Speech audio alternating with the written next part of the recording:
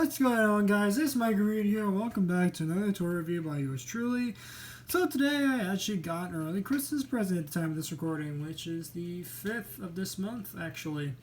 So I'll show it to you guys real quick. So I'm not going to spend too long on this toy review, but, you know, gotta get it out.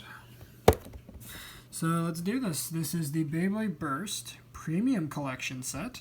And it's quite nice, as you guys can see. We got a nice look at the box. We got a nice look at the contents, which we get 4 new bays.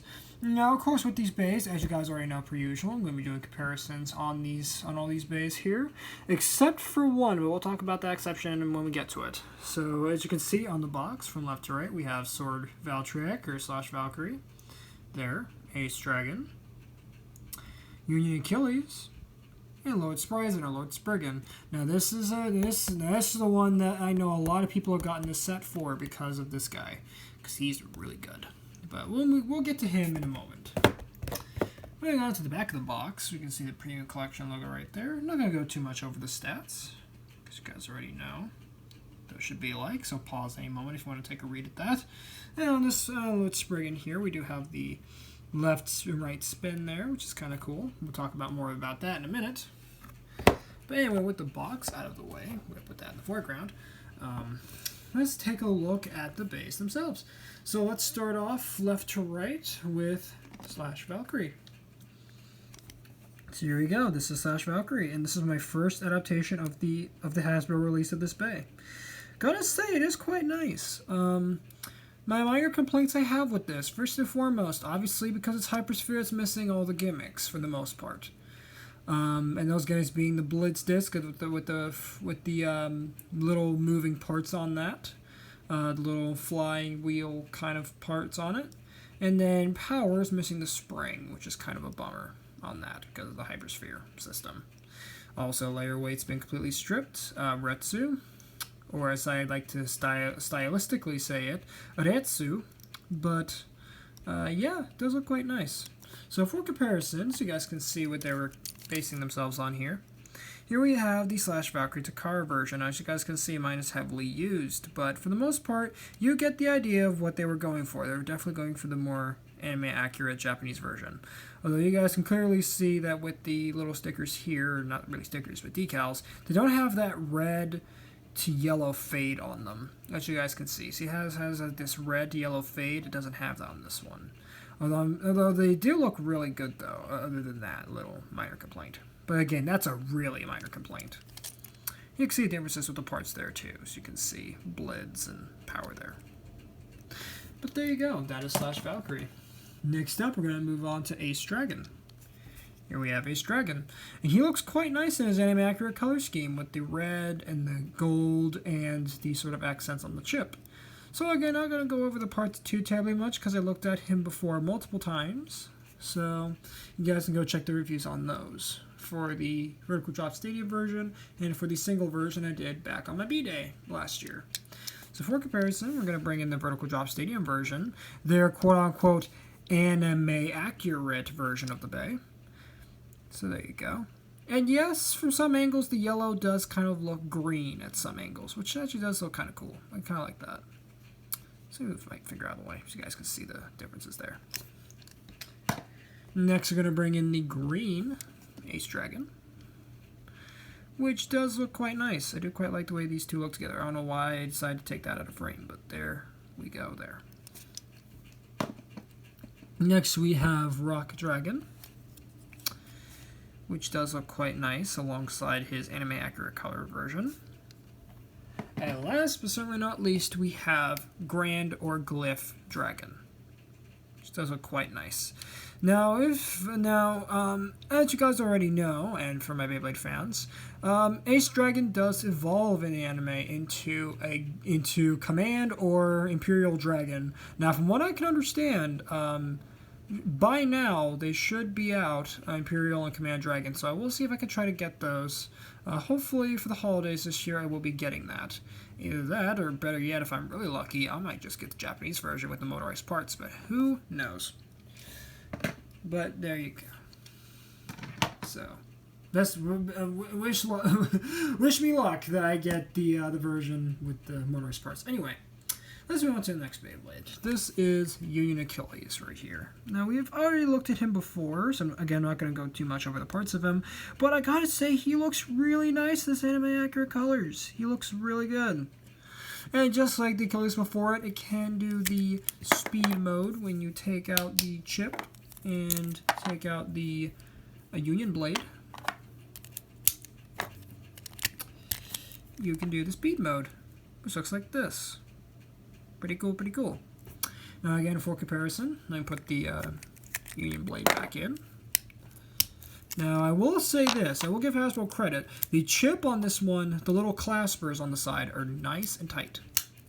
So I'm not worried about this chip coming out like on the other one, where sometimes if I do try to put the driver in once in speed mode, the chip sometimes will pop out and I will have to kind of hold it whilst I'm trying to get it to be, I'm trying to get the slopes to do its thing. But for comparison, here we have the original Union Achilles release.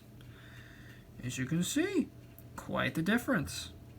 And finally, they got rid of this stupid silver. I don't know why they put silver here, but it just looks bad on this one.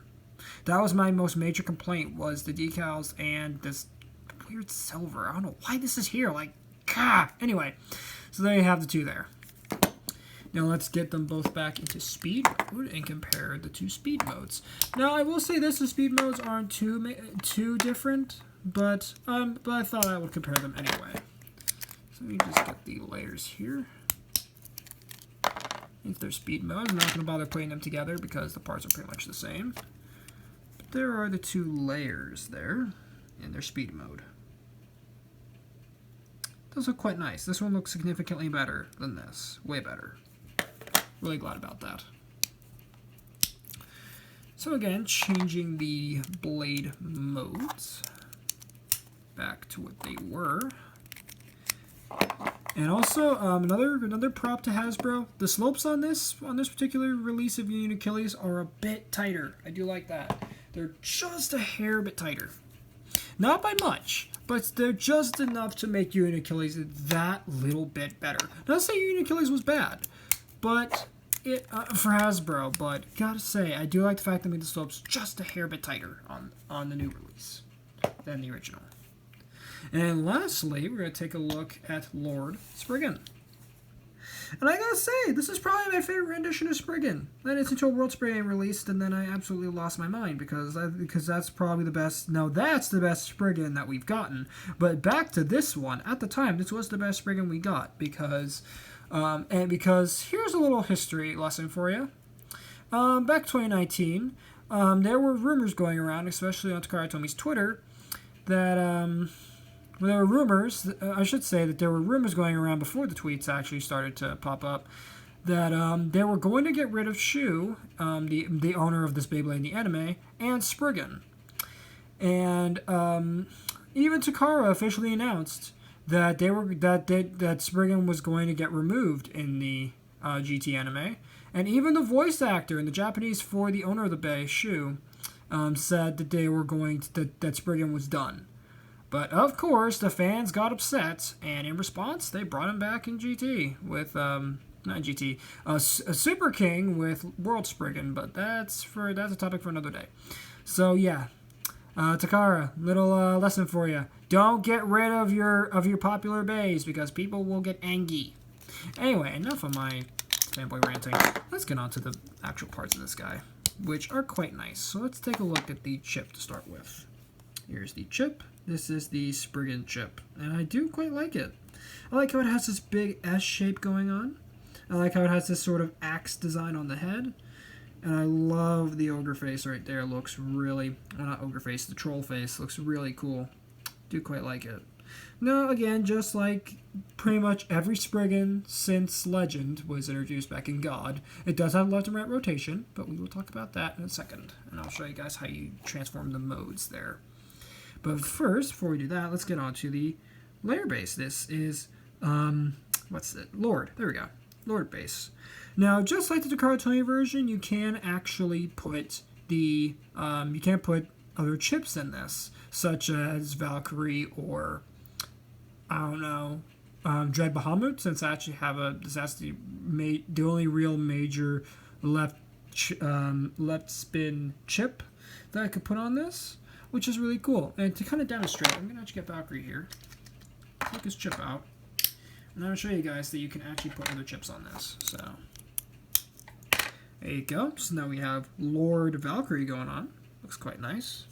Now again, I don't have a left chip, and I can't be bothered to actually go in my other room and to grab a left spin chip, but you guys kind of get the idea. And besides, we already have a chip on us already that can do the left and right rotation, which is the spriggan chip, so I'll just show you with that. But there you go. Now, so that's all details I will note that are not only cool, but also kind of changed. The cool ones we'll start off with is these little S insignias where the metal would be on the Japanese release. I do quite like that on the upper right and lower left. Those are quite nice. Also, these nice little S insignias on the troll heads, too. Looks really, really cool. Quite dig it. And now for the changes. Obviously, I mentioned that this part is no longer metal. Not only that, but on the chip, there's no metal on here either, where there would be metal. And then all this on the Japanese would be rubber, which has now been changed into just plastic with the rest of it. So kind of a letdown, but other than that, Lord is still pretty good, though. So I do quite like it. Plus, you can make some nice combos out of that. And I believe we're getting some recolor soon of that guy. I don't know. Next off, we're going to move on to the disc, which is Blitz. Not going to talk much about it, but one major difference with this one than the original Takara Tomy 3-pack release of this is that these little loose parts would be black on the original release of this bay, where here it's just metal with the rest of it. So that's really the only major difference with that. And then lastly, we have the driver. This is Dimension Dash, or at least it would be. It's kind of dirty because I actually kind of used it a little bit. But yeah, this is Dimension Dash. So I would normally I would compare it to Dimension, but I can't be bothered right now. Not only that, but it's not really that major of a difference besides the fact that it doesn't change height anymore. That is not Dash Driver, so that kind of stink. Nonetheless, let's get on to the actual rotation gimmick with this guy. So, as you know, as I explained before, with all spriggans, you can change them, since Legend, you can change the rotations of them from left to right. So to do that, you actually flip around the back of the chip, and there's a little QR code for the game. You have these little parts right here, and with your fingers, you can just twist it, and it will change the mode. So how do you know that the mode's changed? Well, there is an R, and I believe there should be a little L somewhere. Hang on, let me look. Is there an L anywhere? No, there is no L anywhere. That's really... Oh, there's the L right down there. Right down there. It's kind of hard to see with the camera. Let's see what I could get it to pick up. There you go. There's the L right there. And there's a little arrow indicator right there. And when you get the arrow to line up with the L or the R, that's how you know which rotation spriggan is in. So if the arrow's over here, it's on the right. And when the arrow's over here, it's on left spin. And then to confirm the mode, you just simply push it back in, assemble your parts, and there you go. That's how you change the rotation. So right now it is in left spin mode. Now for right spin mode, it's just the exact same. Take the parts off, take out the chip, look at your indicators, twist it around, put the chip back in. Easy done. Now you are in... The chip won't come out. There we go. Now we are in right spin mode. So that's quite nice that they kept the rotations in. I was really worried they were going to get rid of it, but thankfully they didn't, unlike Master Diabolos, where you can't do a left and right rotation. Why, Hasbro? Why? Anyway, so for a quick comparison, we're going to bring in the bay that preceded this, and let me correct something I said before. It's not the evolution of Spriggan Requiem. That was incorrect. It's actually the evolution of Cho-Z Spriggan, or Turbo Spriggan in the English. So there you have the two together. They do look quite nice. But with all that being said, and let's get everybody into the shot, that is going to be that for the review. So with that being said, guys, that has been the Beyblade Burst Rise Premium Collection box set review. Thank you guys so much for watching today's video. If you guys enjoyed, please make sure to drop a like on this video. Subscribe to notifications on if you're new. And I will see you guys soon with a brand new video. Hey, Reed Squad, and have a good one.